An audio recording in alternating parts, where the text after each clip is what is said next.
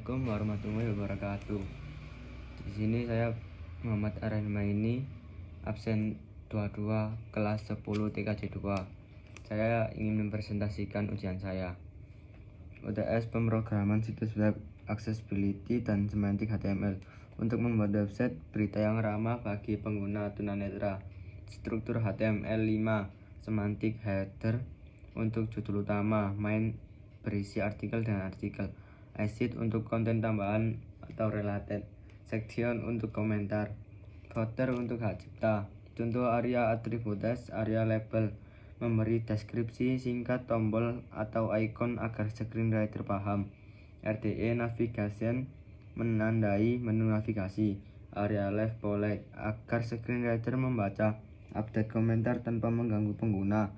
Testing accessibility, gunakan screenreader (NVDA, JAWS, VoiceOver, validator HTML, Wave, Lextos, serta keyboard navigation, texting, tab, enter. 2. Responsive design, Flexbox, grid, media queries. Strategi CSS, gunakan CSS Grid untuk layout utama dashboard. Gunakan Flexbox untuk menyusun elemen kecil seperti kartu, data, atau menu. Terapkan media queries agar tampilan menyesuaikan ukuran layar, CSS, dashboard, dan display. Grid template, columns 2fr 1fr. Media max width 760 px. Dashboard grid template, columns 1fr. Isu performa di mobile, dataset visualisasi bisa berat, gunakan lazy loading, optimalkan gambar, dan hindari script berat. Konsistensi antar browser, pakai normalis CSS. Uji di Chrome, Firefox, Safari, Edge. 3. JavaScript performance optimization.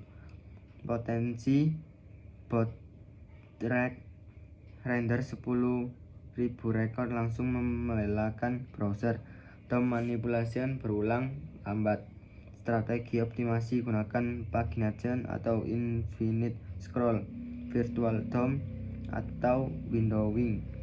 Contoh read dan window. Delaunce atau throttle untuk filter atau sort agar tidak menghitung terus-menerus. 2. Pendekatan client-side rendering, semua data ke browser interaktif tapi berat. Server-side pagination, kirim data per halaman, ringan tapi tiap navigasi butuh request. 4. Security implementation, potensi keratanan. 1. XSS (cross site scripting), input from tidak difilter. 2. File upload abuse, user mengunggah file berbahaya.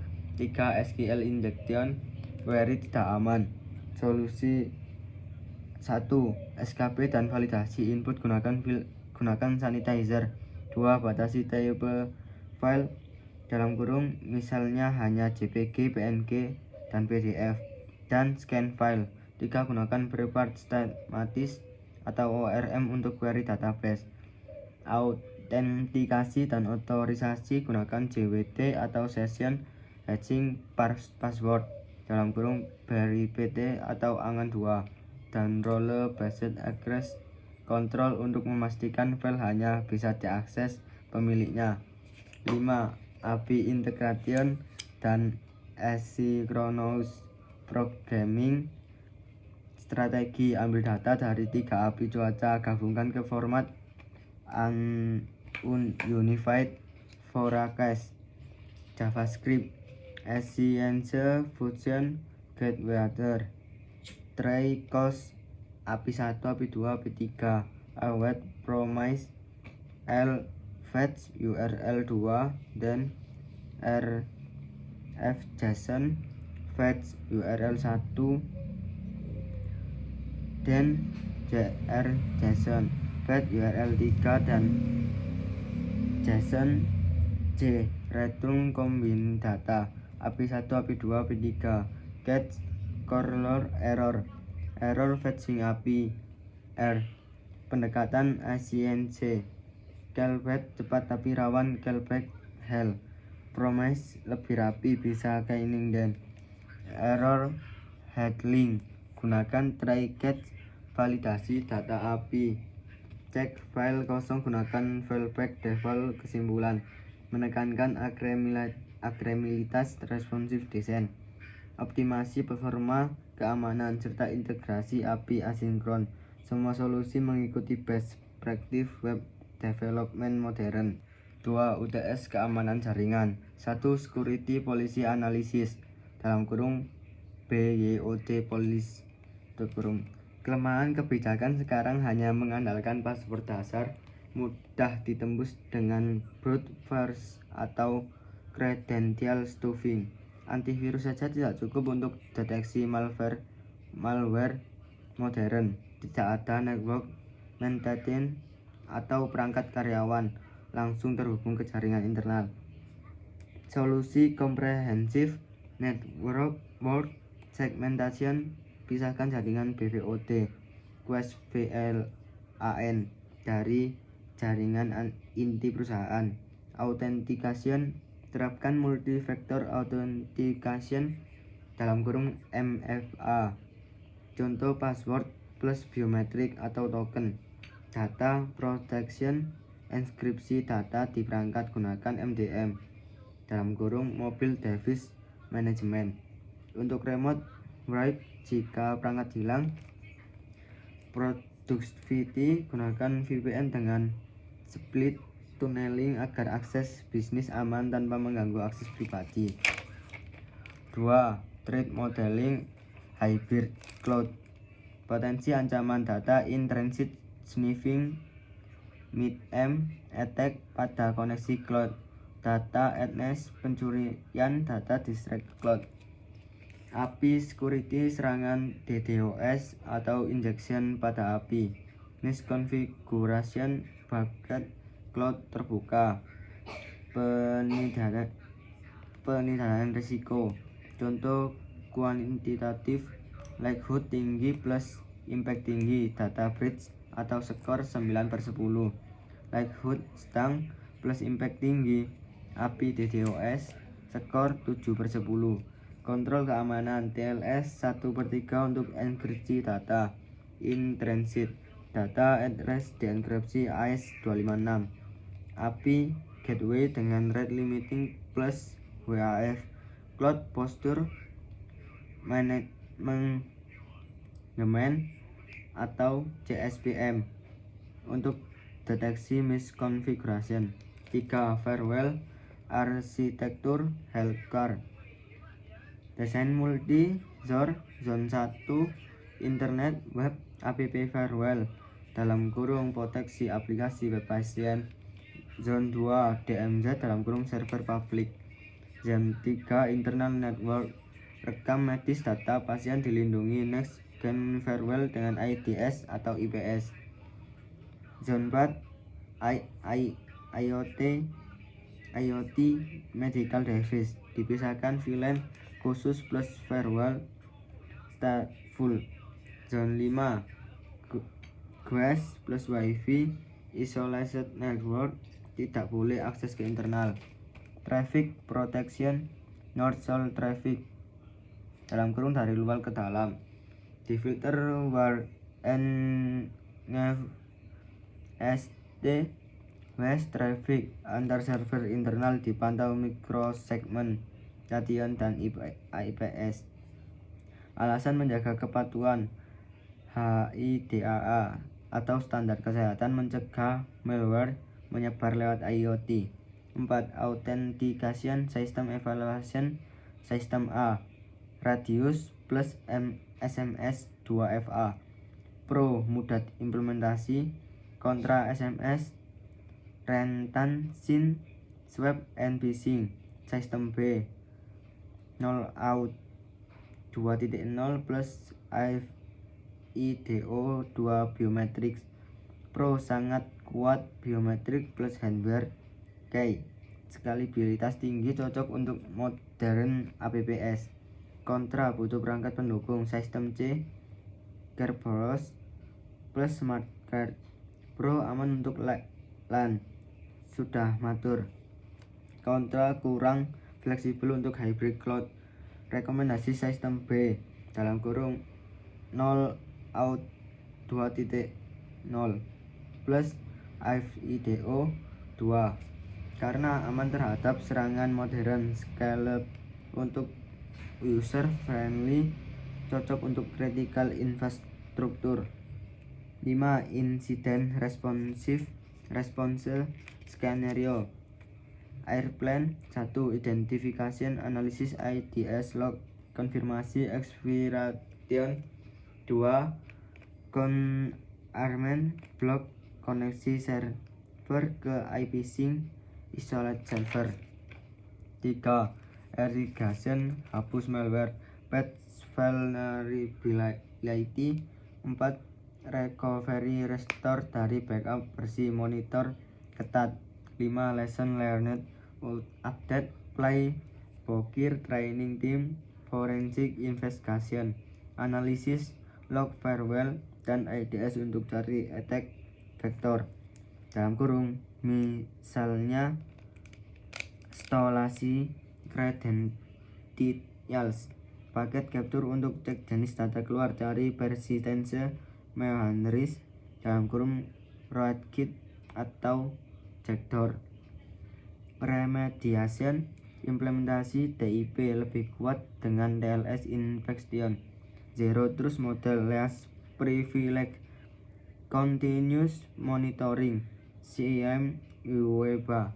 Kesimpulan, menekankan kombinasi kebijakan keamanan, threat modeling, desain firewall, evaluasi, autentikasi, dan insiden response. Semua solusi berbasis best practice keamanan jaringan modern. UTS PKPJ. 1. VLAN configuration and troubleshooting. Kemungkinan penyebab masalah. 1. VLAN 20 tidak di tagging dengan benar di trunk antara lokasi ADNC. Langkah 1. Cek show interface trunk di switch A dan switch C. Solusi, pastikan VLAN 20 diizinkan lewat trunk dalam kurung switch port trunk evaluate VLAN 10, 20, 30. 2. OSPF tidak mengiklankan network VLAN 20 dari location C. Langkah APK, show IP, ISPF database dan show running config. Solusi, tambahkan network 192.168.20.0 atau 24 ke OSPF config. Fault tolerance, terapkan redundant trunk link antar lokasi dengan network channel. Gunakan HSRP atau VRRP di router antar lokasi agar ada failover otomatis. 2. Dynamic routing protokol implementation. Masalah utama, routing table membesar, konvergensi lambat. Solusi, tetap gunakan OSPF multi area karena scalable, standar, interrupt mudah. Konfigurasi router summarization. Router OSPF 1, area 1, range 10.1.0.0 255.255.0.0. Area 2, range 10.2.0.0 255.255.0.0. Strategi default router dan external route. Default route dari haki dalam kurung 0.0.0.0 atau 0 distribute ke area lain. External router, misal internet, hanya dimasukkan di ABR atau ASBR. Dampak, table routing lebih kecil, konvergensi lebih tepat, bandwidth lebih hemat. Keamanan, aktifkan OSPF authentication dalam kurung IP OSPF authentication authentication message tickets. 3. Net and security. Kelemahan konfigurasi sekarang NAT terlalu luas. Permit semua subnet. Static NAT membuka host langsung ke publik tanpa filtering. Solusi 1. Granular Net Policy ACL per subnet dan service Cisco. Akses list 20 permit 192.10.0.0.0.0.255 IP net init source list 20 interface G10 atau 0 overload. 2. VoIP (SIP atau RTP). Gunakan ALG Application Layer Gateway untuk NIT SIP atau RTP. 3. Logging. Aktifkan IP net log translation syslog. 4. Redundant NIT. Gunakan 2 router dengan HSRP atau FRRP. 5. Security hanya expose port yang perlu, misalnya web server via IP inside source static TCP. 4. Load balancing and high availability. Masalah round robin DNS tidak mempertimbangkan health check dan load. Solusi: gunakan di designated load balancer NGINX atau HIP proxy atau hardware FS. Fitur utama health check hanya kirim traffic ke server sehat. Session persistence sticky session. Canary release, perkenalkan versi aplikasi baru perlahan. Proteksi DDoS. Rate limiting WAF. Hydro reliability. Load balancer cluster dengan failover. Diagram baru. Internet firewall. Load balancer. Load web server pool database. Konfigurasi contoh HIA proxy, hub proxy, backend web service, balancer round robin, server web 1 192.168.1.11.80 cek. Server web 2 192.168.1.12.80 cek. 5. Software Defined Networking (SDN). Evaluasi pendekatan OpenFlow Flexible Open Standard. Cisco ACL cocok jika infrastruktur Cisco firmware NSX kuat di virtualized DC. Rekomendasi Cisco ACL karena integrasi mudah dengan Cisco yang sudah ada. Strategi migrasi tahap awal hybrid mode (tradisional atau SDN). Pindahkan subnet tertentu dulu ke controller SDN. Network Programmability. Gunakan Python atau NetMiko atau REST ADL untuk otomatisasi. Python from NetMiko import connect handler Cisco. Device type Cisco iOS IP 10.0.0.1.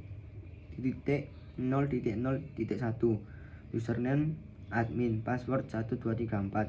Net connect handler bintang Cisco.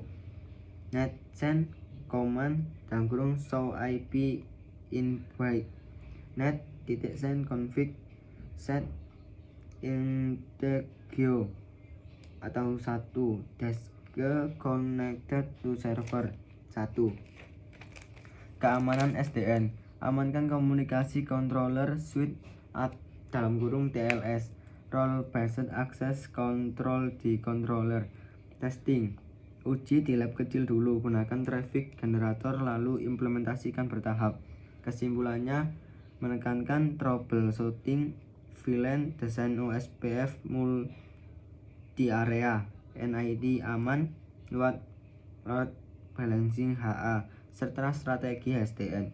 Semua berbasis best practice jaringan enterprise. Sekian dari saya, terima kasih.